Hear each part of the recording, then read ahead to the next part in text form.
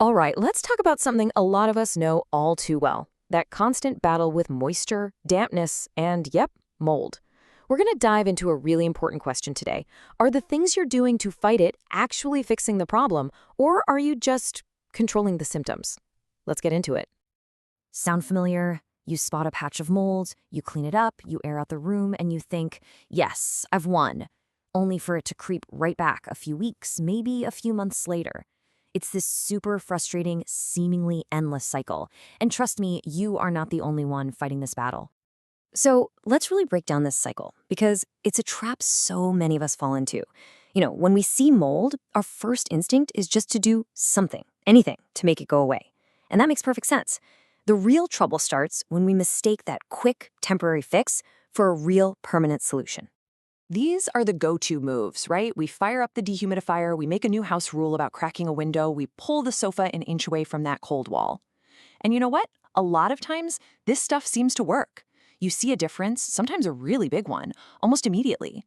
But the question is, are these actions solving the root problem or just hitting the pause button? This right here, this is the absolute heart of the issue. Seeing that mold vanish feels like a total victory. But what if it's just a temporary improvement and not a final resolution? Understanding that one little difference is the key, the absolute key to breaking this cycle for good. So let's dig into that, this idea of the quick fix. It's powerful, it makes us feel better, but it can also be a bit of an illusion. It can stop us from ever looking at the real underlying issues that are happening in our homes. Okay, so here's the crucial thing to get your head around. A tool like a dehumidifier, or even just an open window, it's what we call a temporary control. It deals with the symptom, which is the extra moisture floating around in the air, but it does absolutely nothing to change the underlying reason that moisture is building up in the first place. And this is why these things are so seductive. You plug in a machine and boom, within a few hours, the air feels drier, the condensation on the windows is gone. That immediate feedback gives you this really powerful, satisfying feeling that, yep, problem solved. But really, the system has just been propped up, not actually repaired. Now this is a great way to frame the whole issue. Think about your home as being in one of two states. It's either an assisted environment or a self-managing environment. An assisted home, well, it's kind of like a patient on life support. It needs your help all the time. The dehumidifiers, the open windows, just to stay okay.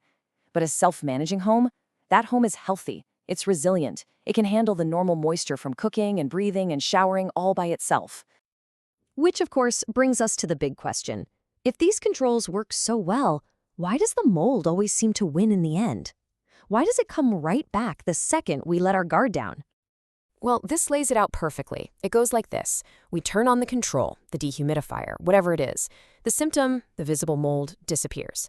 Feeling like we've won, we turn it off, to save some electricity or maybe the weather gets better.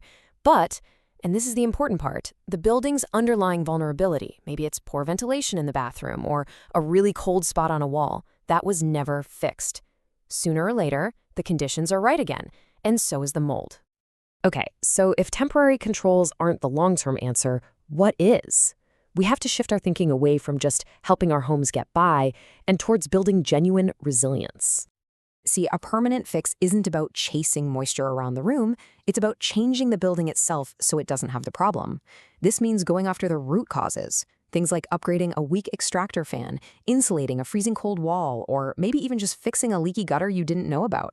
These are the fixes that change how the building performs on its own. This just says it all, doesn't it? The real goal isn't to become an expert at running a dehumidifier 24/7. The goal is to have a home that doesn't need one to stay healthy, a home that's tough enough, resilient enough to handle everyday life without you having to constantly intervene. And let's be really clear here. Relying on these controls all the time can actually hide bigger problems. It might be masking a slow leak or delaying a necessary repair, and it basically normalizes what is actually a poorly performing building. A home that needs constant life support just isn't a healthy home. Now hold on. This doesn't mean you should go and toss your dehumidifier in the bin. Not at all. These controls are incredibly useful tools. The secret is using them strategically, as part of a bigger solution, not as the entire solution itself. So when are they your best friend? Well, they are perfect for getting a bad situation under control while you figure out the real root cause. They can stop mold from getting any worse while you're waiting for a contractor, and, crucially, they can protect the health of everyone living in the space. Think of them as a bridge to get you to the real solution. And that's the takeaway right there.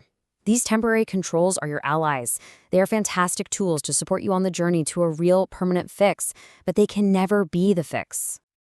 So, the big question. How can you actually tell if what you've done is a real fix or just another temporary control? How do you know if you've really, truly won the battle? Well, turns out there's a very, very simple test. Just think for a second about the things you've done in your own home. Are you just controlling the situation day to day, or have you genuinely fixed it? Here's the dead simple way to tell the difference. This is it. This is the litmus test. It is that simple. If you have to keep doing the thing, running the machine, opening the window, whatever it is, to keep the mold from coming back, then it was a control. A true fix works all by itself. It keeps working even when you stop thinking about it. This slide sums it up perfectly. You have two states. A home that's just coping needs your constant attention. It's dependent on you, and it keeps you stuck in that awful cycle of relapse. But a home that is truly functioning, it's independent, it's resilient, and that is the state of real resolution we're all after. And that's the question I want to leave you with today. Take a hard look at how you're managing moisture where you live. Is your home just coping from one day to the next with your constant help? Or is it truly functioning the way a healthy, resilient space is supposed to? Just understanding that difference is the first, most important step to finding a permanent solution. Thanks for tuning in.